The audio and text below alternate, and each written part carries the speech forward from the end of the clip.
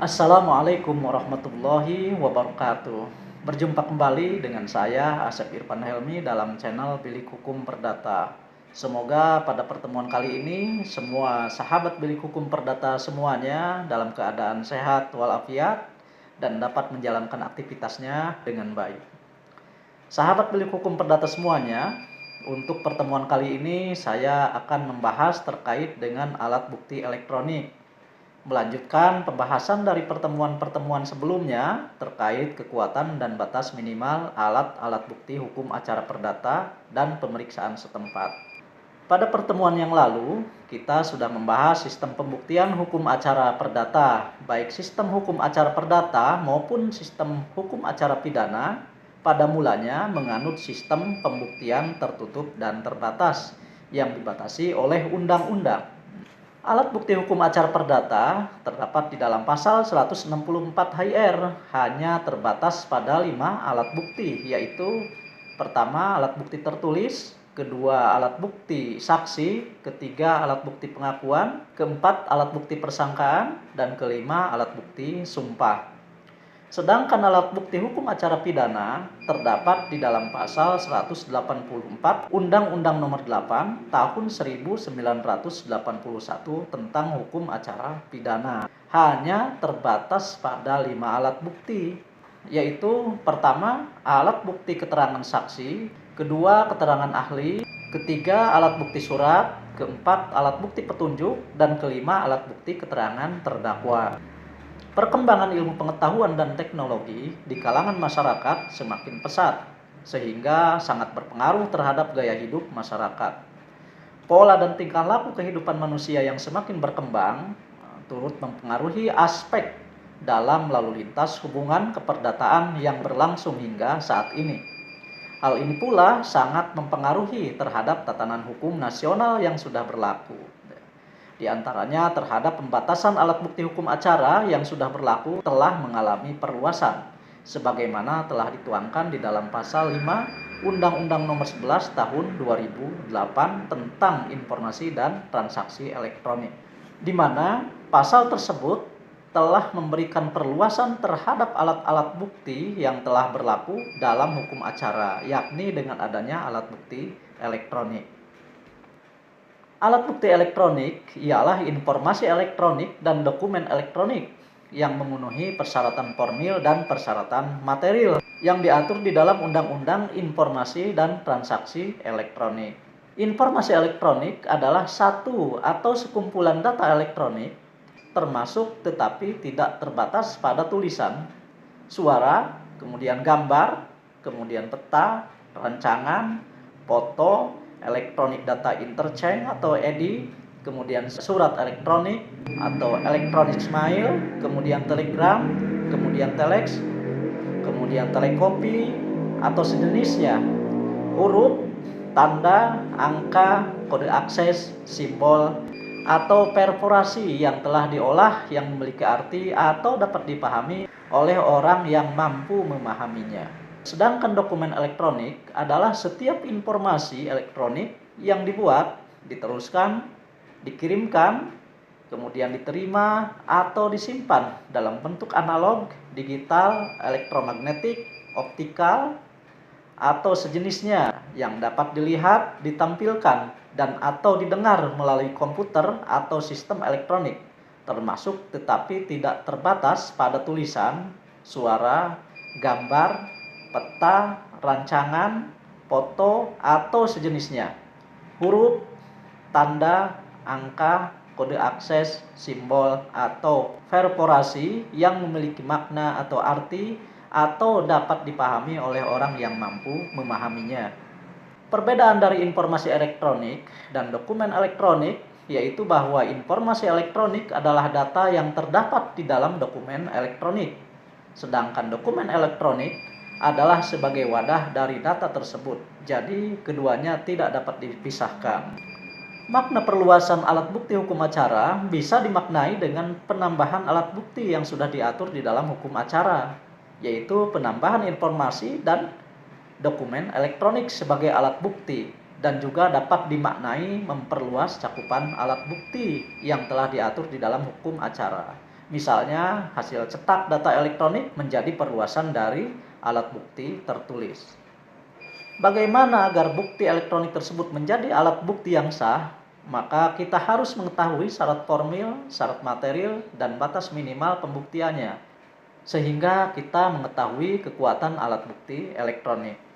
Di dalam penjelasan umum, Undang-Undang Nomor 11 Tahun 2008 menyatakan bahwa dalam kegiatan e-commerce antara lain dikenal adanya dokumen elektronik yang kedudukannya disetarakan dengan dokumen yang dibuat di atas kertas. Untuk itu, agar kita semua memahami terkait alat bukti elektronik, mari kita bahas bersama tentang alat bukti elektronik.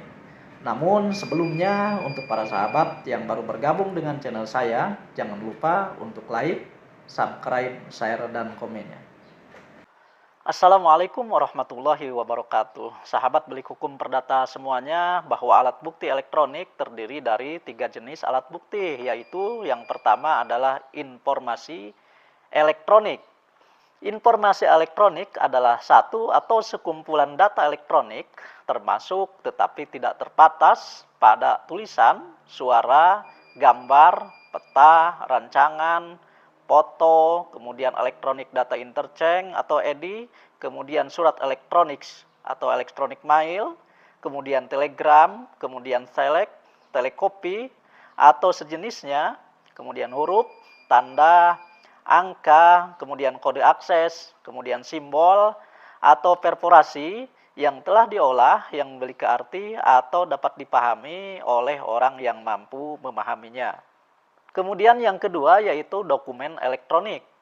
Dokumen elektronik yaitu setiap informasi elektronik yang dibuat, diteruskan, dikirimkan, diterima, atau disimpan dalam bentuk analog, digital, elektromagnetik, optikal, atau sejenisnya yang dapat dilihat, ditampilkan, dan atau didengar melalui komputer atau sistem elektronik, termasuk tetapi tidak terbatas pada tulisan, suara, gambar, peta, rancangan, kemudian foto, atau sejenisnya, kemudian huruf, tanda, angka, kode akses, simbol, atau perforasi yang memiliki makna atau arti atau dapat dipahami oleh orang yang mampu memahaminya.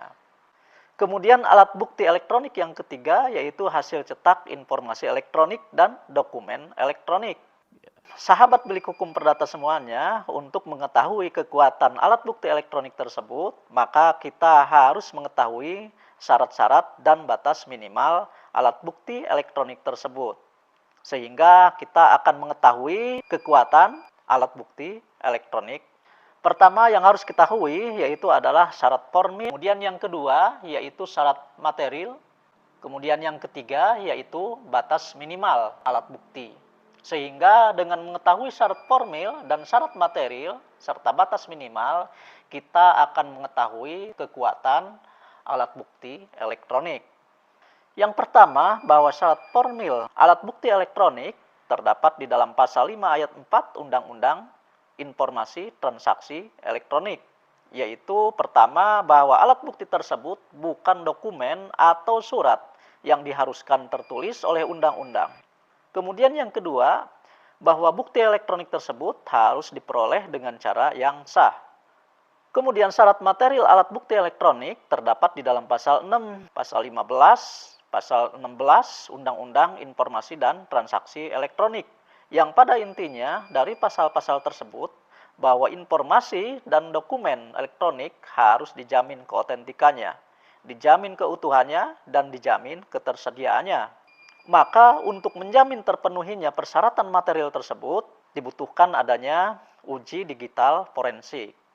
Terkait batas minimal dan kekuatan alat bukti elektronik, Undang-Undang Nomor 11 Tahun 2008 tidak mengatur terkait keduanya, hanya mengatur terkait syarat formil dan syarat material. Namun di dalam penjelasan undang-undang tersebut dinyatakan bahwa alat bukti elektronik didulukan dan disetarakan dengan dokumen yang dibuat di atas kertas.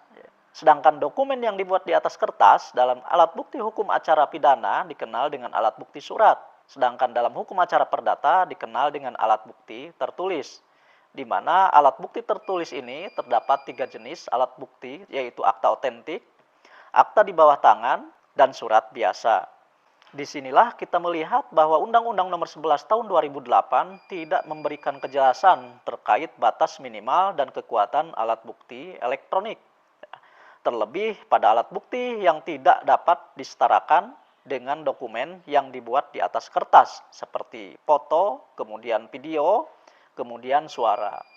Oleh karena itu, saya berpendapat bahwa alat bukti elektronik yang disetarakan dengan dokumen yang dibuat di atas kertas memiliki batas minimal dan kekuatan sesuai dengan jenis suratnya. Kalau dokumen elektronik itu dikeluarkan oleh pejabat pemerintah, seperti akta kelahiran, akta kematian, kartu keluarga, KTP, dan lain-lain, maka dokumen elektronik tersebut jenisnya akta otentik. Oleh karenanya, batas minimal dan kekuatannya dapat berdiri sendiri dan mengikat hakim dan para pihak. Kalau dokumen elektronik itu dikeluarkan oleh perorangan atau badan hukum dan lain-lain tanpa melibatkan pejabat, maka jenisnya adalah akta di bawah tangan, sehingga batas minimalnya sebagai bukti permulaan yang tidak dapat berdiri sendiri, sehingga kekuatannya pun bebas bagi hakim kecuali diakui oleh pihak lawan. Sedangkan alat bukti elektronik selain dokumen yang dapat disetarakan di atas kertas seperti foto, video, suara, maka batas minimal dan kekuatannya sama dengan batas minimal dan kekuatan alat bukti persangkaan hakim, yaitu sebagai bukti permulaan. Tidak dapat berdiri sendiri dan harus didukung oleh bukti yang lain. Oleh karenanya, kekuatan alat bukti elektronik tersebut, selain dokumen yang dapat disetarakan di atas kertas, bebas dan tidak mengikat hakim. Kemudian, apakah alat bukti elektronik perlu dicocokkan dengan aslinya sebagaimana perintah di dalam pasal 1888 Kitab Undang-Undang Hukum Acara Perdata?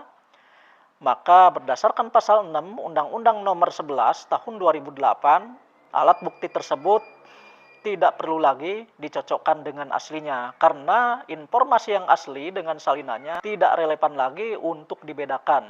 Sebab sistem elektronik pada dasarnya beroperasi dengan cara penggandaan yang mengakibatkan informasi yang asli tidak dapat dibedakan lagi dari salinannya. Demikian, semoga bermanfaat. Kurang lebihnya mohon maaf. Wassalamualaikum warahmatullahi wabarakatuh. Sahabat Bilik Hukum Perdata semuanya, dari pembahasan tersebut kita dapat memahami terkait alat bukti elektronik. Dan kita dapat menyimpulkan pertama bahwa alat bukti elektronik merupakan alat bukti hukum yang sah. Kemudian yang kedua, bahwa alat bukti elektronik merupakan penambahan dan perluasan alat bukti hukum acara yang sudah berlaku, baik hukum acara pidana maupun hukum acara perdata. Ketiga, bahwa dengan adanya pasal 5 Undang-Undang Nomor 11 Tahun 2008 tentang informasi dan transaksi elektronik, maka sistem pembuktian hukum acara perdata maupun pidana menjadi terbuka dan tidak dibatasi lagi oleh pasal 164 HIR dan pasal 184 Undang-Undang Nomor 8 Tahun 1981 tentang Kitab Undang-Undang Hukum Acara Pidana.